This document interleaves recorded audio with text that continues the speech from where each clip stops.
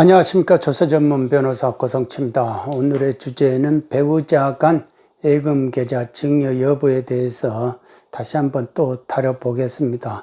이 문제로 고민하시는 분들이 너무 많습니다. 근심 걱정이 하늘을 찌릅니다. 잠을 못 주무신대요. 얼른 이런 부분들이 정리돼야 된다. 배우자 간에 증여 이런 부분들은 진짜 폐지돼야 됩니다. 오늘은 실제 판례 사건을 가지고 한번 설명을 해 보겠습니다. 아내가 있고요. 남편이 있어요.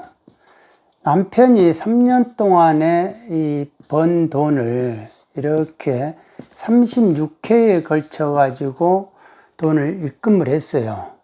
물론 이제 그 액수가 이제 상당한 액수죠. 그런데 애기가 원래 자기 본인의 또 이제 예금 계좌에 이만한 돈이 있어요. 그리고 이제 이만한 돈이 더 들어온 겁니다. 더 들어와 가지고 이 두 개를 합해 가지고 펀드 투자를 하고 펀드 투자에다 하고 또 이제 정기적금에다가 이렇게 집어넣었다가 나중에 이제 이게 시간이 돼 가지고 이거를 이제 다 이쪽에서 해지를 하고 이게 아내 계좌로 입금이 된 거예요. 입금이. 그러니까 국세청이 이것 봐라 하면서 당장 증여 이렇게 해가지고 증여세를 과세를 했어요. 그러니까 아내 입장에서는 무슨 말이냐, 이거 그냥 내가 남편의 월급을 내가 항상 관리하다 보니까 남편이 은행 갈 시간도 없고 경제생활을 하다가 보니까 모든 걸 내가 다 하지 않느냐. 대부분의 다 배우자끼리는 남편이 경제생활을 전담하고 아내가 월급을 관리하는 거는 사회 통념에 부합되는 거 아니냐. 당연한 거다. 그리고 나는 이게 투자 목적으로 남편 돈을 이렇게 해가지고 단지 내 계좌에다 넣었을 뿐이다. 이거는 남편 돈이다. 라고 이렇게 말을 하죠. 말을 하니까 이런 거를 세무공무원이 들어줄 리가 없어요. 그래서 과세를 하고 이 부분에 대해서 이제 조선시판원도 당연히 안 들어주죠. 그 다음에 이제 법원에 갔어요. 법원에 가니까 1심이 과세처분 정당하네 해가지고 국송을 한 거예요. 2심도 1심 정당하네 하면서 2심도 국송. 3심에 가가지고 이거 아니다. 잘못했다 라고 국패를 해요.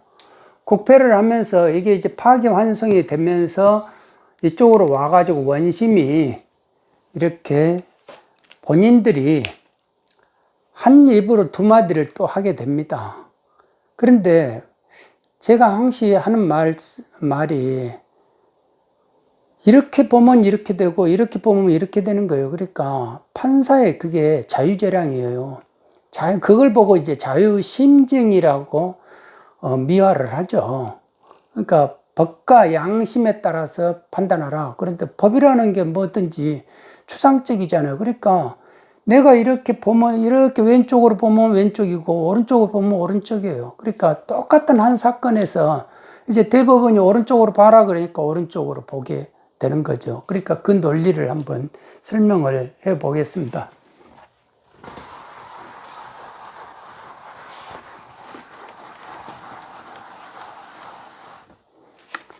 대법원은요,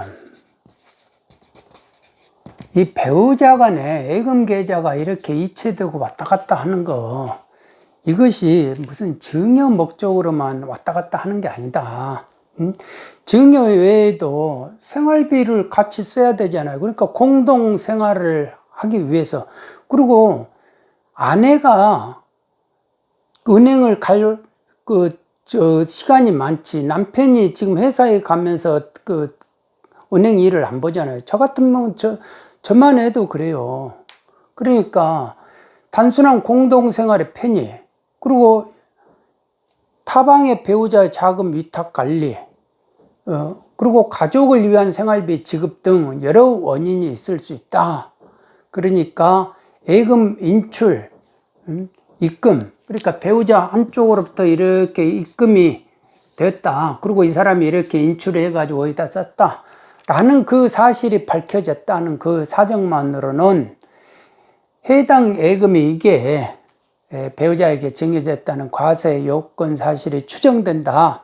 라고 추정이 된다고 할 수가 없다 이겁니다. 그러니까 이럴 바에는 부부간에 예금 계좌 입금 이런 거는 빈번한 예금 계좌 이체로 인한 거는 증여 추정이 아니다, 증여가 아니다 라는 걸 아예 법으로 바꿔가지고 개정해가지고 못 박아버릴 필요가 있다 이겁니다.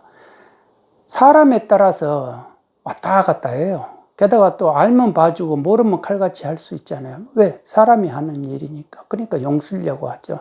용 쓰면 확실히 긍정적으로 보여져요.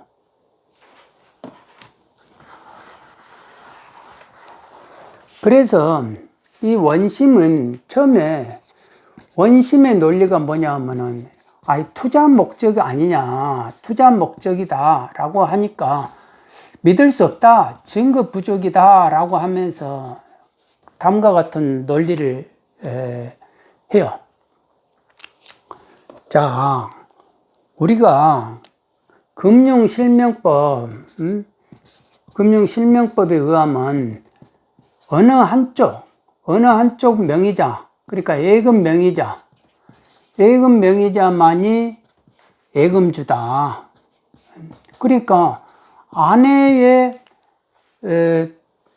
명의로 예금 계좌가 이렇게 되는 건 아내 돈이다 이거예요. 아내 명의 계좌에 있는 돈은 그게 남편 것이라고 할 수가 없다라는 논리를 제시를 합니다. 게다가 또 우리나라는 부부별산제다. 이 부부별산제를 상당히 강조하는 것이 저는 제가 입장에서 일단 가정을 해체시키는 것 아닌가. 다른 민법 분야가 아니고 이런 거를 논리로 증여가 맞다 하는 거는 제가 볼 때는 좀 가정사에 문제가 있다. 그런 생각이 들어요. 부부가 별산이 아니죠. 부부가 일심동체해가지고 부부가 혼인을 하고 백년해로를 한다는 거 서약하면서 하는 거 아니겠습니까? 그러니까 이거를 근거로 해가지고 서로가 각자 재산이니까 네 거는 네 거, 내 거는 내 거 이런 식이 그래서 이제 증여다라고 하면 이거는 문제가 저는 항상 그렇게 생각을 합니다. 그리고 증여 추정 규정이 있다 이거예요. 증여 추정 규정. 상정법에. 그런데 여기에는 양도한 재산, 배우자끼리 양도한 재산은 증여로 추정된다 이렇게 돼 있지. 이게 양도가 어떤 의미인지 정확하게 양도라는 게. 그러니까 이런 거는 어떤 자산, 이렇게 부동산 이런 부분에서 양도라고 표현을 하지. 금전을 양도했다 이런 표현은 안 하잖아요. 현금에서 현금 양도라는 말은 안 해요. 그러니까 제가 볼 때는 오히려 이게 엄격 해석이 원칙인데 세법은 엄격하게 해석 한번 해보자. 물리적으로 해석하라는 거거든요. 물리적으로 해석해 보면은 국어사전 가지고 해보면 되는 거예요. 그런데 그냥 내 관념으로만 하는 거죠. 관념으로만. 그리고 자꾸 부부 공동재산 아니냐. 공동재산. 부부끼리는 2분의 1이다. 2분의 1이다 이거예요. 다 공동재산. 이혼하면은 2분의 1씩 나눠가지지 않느냐. 그러니까 결국은 이 아내 명의 계좌에 들어있는 그 돈을 이렇게 전체적으로 나눠보면 2분의 1은 남편 것이다. 그러니까 증여할 그 액수도 아니다. 라고 주장을 하니까 아니다. 그러니까 우리가 배우자 공제 해주지 않냐, 배우자. 배우자 공제를 해준다. 배우자에 대해서는. 그 점을 해가지고 6억 정도는 그러니까 공동재산이라고 봐주는 것이다, 법에가. 그러니까 이런 걸 보고 저는 엄청나게 국가주의적인 사고를 가지고 있다, 그런 생각이 확 들죠. 그러니까 이런 분들 만나면 지금까지 그러니까 이런 부분에 있어서 증여인지 아닌지, 증여 맞네, 이런 식으로 그냥 고차가 돼버린 거예요. 그나마 대법원에서 아까 같이 배우자 명의 예금 계좌로 입금되는 경우에는 여러 가지 원인이 있기 때문에 증여로 막바로 추정할 수 없다라는 그 말귀가 나오기 전까지는 전부 다 이런 식으로 별로 예금 계좌로, 배우자끼리 예금 계좌 입금이 되면은 증여로 보는데 별 지장이 없었어요. 그러니까 법원도 그러니까 과세관청은 무조건 잡기만 하면은 증여죠. 그러니까 상속세 조사에서 거기서 이제 증여세 조사가 꽃을 피죠. 상속세보다 오히려 증여를 잡으려고 혈안이 돼요. 왜? 증여로 잡아놓으면요, 사전 증여를 잡아놓으면은 상속세가 더 나와요.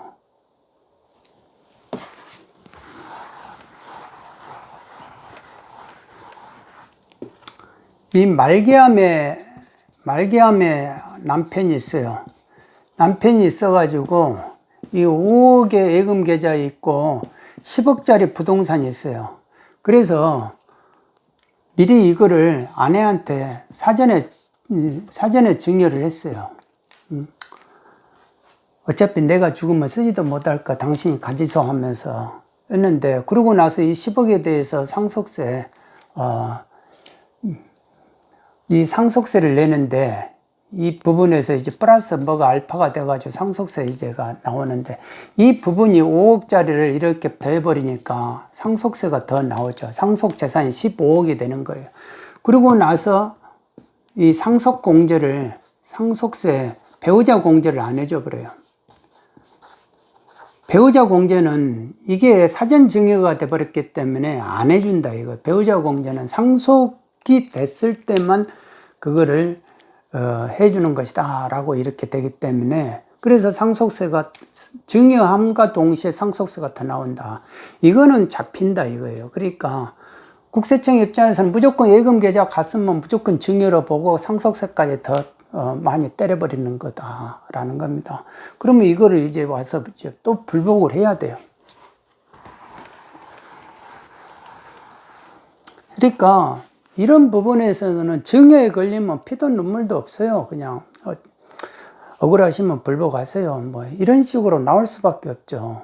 그러니까 이 원심이, 법원도 그렇게 이제 통상적으로 그렇게 고정관념에 사로잡혀가지고 그렇게 나름대로 자기 논리를 만들어가지고 그렇게 증여가 맞다 이렇게 했는데, 대법원에서 그게 증여가 아니다라고 이렇게 다시 판단해봐라 그러니까, 이제는 아까는 원심이 할 때는 원고한테, 납세자한테 증거 부족이라고 하더니 이제는 피고 증거 부족이다 이거예요. 피고 주장에 있어서 증여로 추정하기에 피고가 제시한 증거 가지고는 증여로 볼 수 없다라고 이렇게 말을 딱 그냥 바꿔버려요. 그러니까 너무 쉽죠, 이런 게. 그러면서 또 이제 논리를 뭘로 하느냐, 아내는 남편의 자금 관리 역할이다, 관리 역할을 분담했다 라고 이렇게 봐요. 아니, 원심에서 자꾸 자금 관리 역할만 했다 이렇게 주장을 해도 안 들어주더니, 이제는 대법원이 또 입장 바꿔서 생각해봐라 이렇게 하니까 즉시 입장을 이렇게 바꿔요. 그러니까 판결이라는 게 뭐 어떤 법리에 따라서 막 이렇게 고뇌를 해가지고 하기보다는 거의 사실 판단이에요. 그러니까 법리도 그냥 사실 판단으로 이렇게 화시켜버리면 내가 이렇게 본다는데 뭐 이런 식이죠.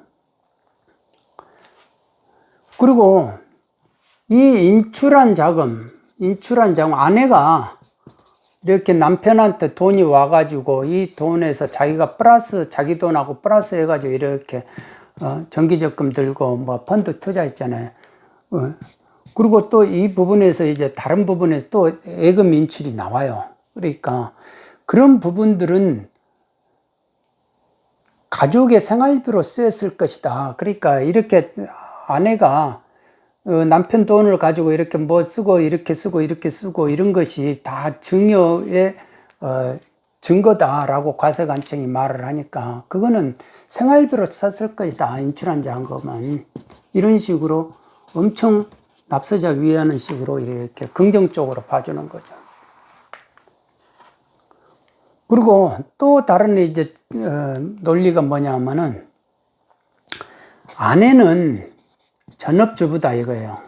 전업주부고 소득원이 없으니까 이 전업주부의 예금 계좌에 있는 이 예금의 원천은 전부 다가 남편인 거다이죠. 남편의 월급으로 했을 것이다 라고 이렇게 말을 하는 거예요. 그러니까 남편의 월급이다 라고 이렇게, 그래서 증여가 아니다 라고 이렇게 논리를 하죠.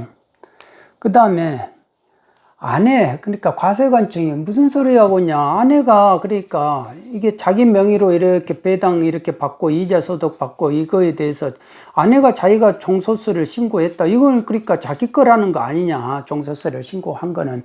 그런데 또 이거를 어떻게 보냐면요. 아니 자기 아내가 아내 명의로 내 명의로 계좌로 돼 있는 거는 어쩔 수 없이 이자소득세, 배당소득세 해가지고 종합소득세 신고할 수밖에 없는 거 아니냐. 뭐 그것 가지고 증여 추정이라고 보느냐. 이렇게 또 이제 말을 바꿔요. 그 다음에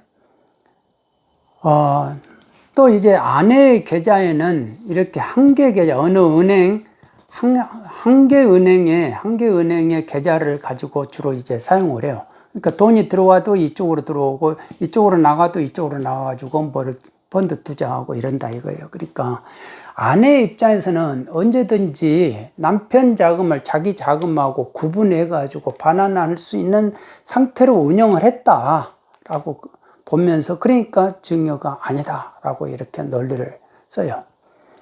그리고 아내에게도 본인의 자금이 이렇게 있는데 이 자금을 증여로 받을 이유가 없다 이거예요. 본인도 이 정도 있으니까 라는 식으로 해서 이제 증여가 아니다 라고 이렇게 나옵니다.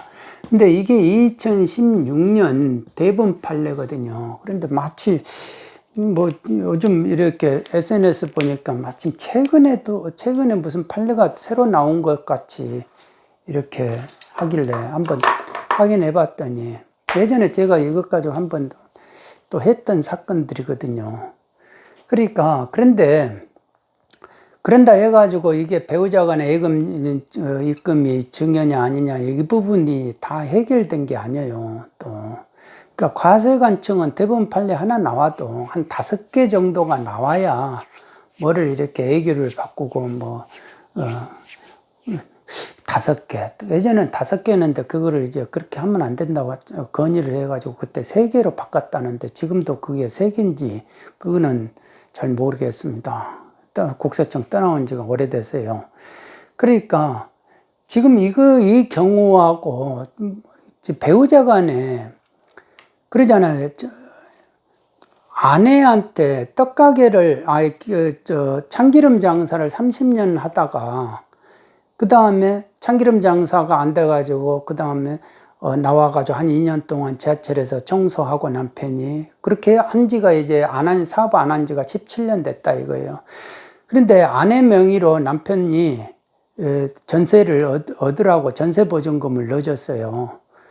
그런데 과세관청이 또 그거를 남편이 아내한테 넣어줬으니까 그거 증여다라고 이렇게 과세하니까 이번에는 가장 최근에 이제 조세심판은 결정낸데 그거는 아니다. 공동사업을 했다. 부부끼리 공동사업을 했기 때문에 그 절반은 남편 돈이라고 봐야 된다. 라고 이렇게 그런 논리로 이렇게 이제 증여가 아니다라고 하는데, 아니 전세보증금은 그게 어떻게 해서 증여로 이렇게 되겠느냐.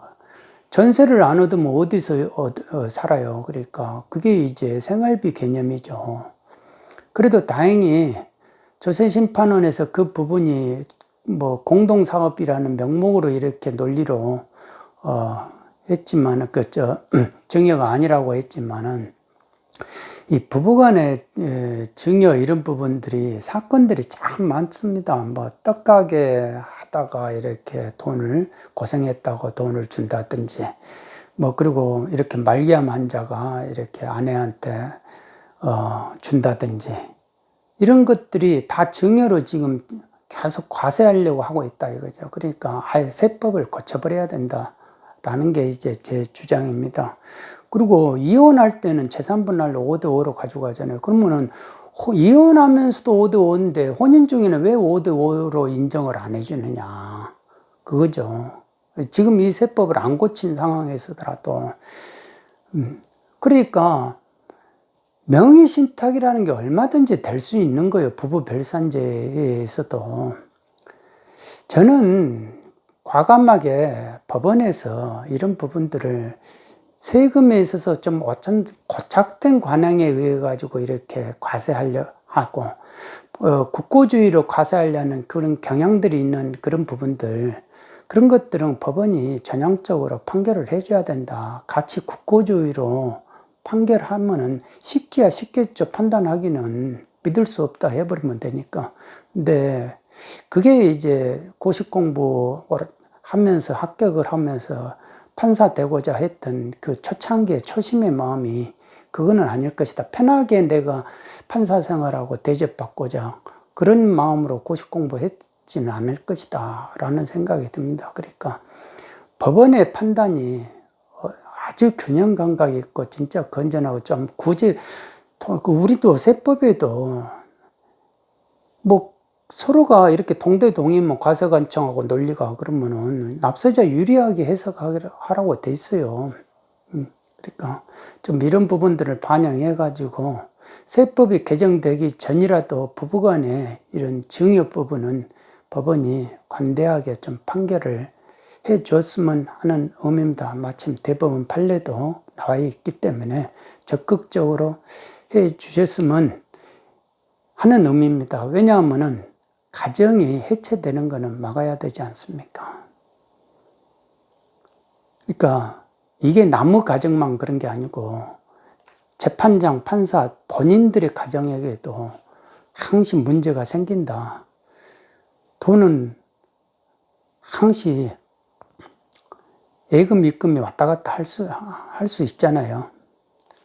오늘은 여기까지 하겠습니다. 여러분 모두 건강하시기 바랍니다. 감사합니다.